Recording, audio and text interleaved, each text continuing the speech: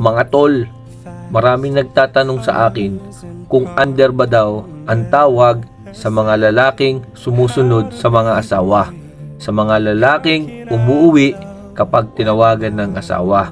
Hindi po, hindi under ang tawag doon mga tol.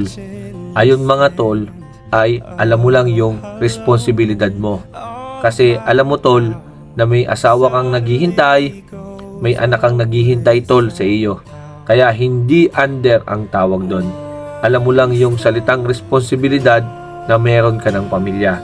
Ayan yung mga kadalasang naririnig natin sa ating mga kainuman, sa ating mga kabarkada, sa ating mga tropa. Tol, bakit uuwi ka na? Under ka ba? Dison ka ba? Isundo ka ng asawa mo. Isang sutsot, uwi. Hindi tol.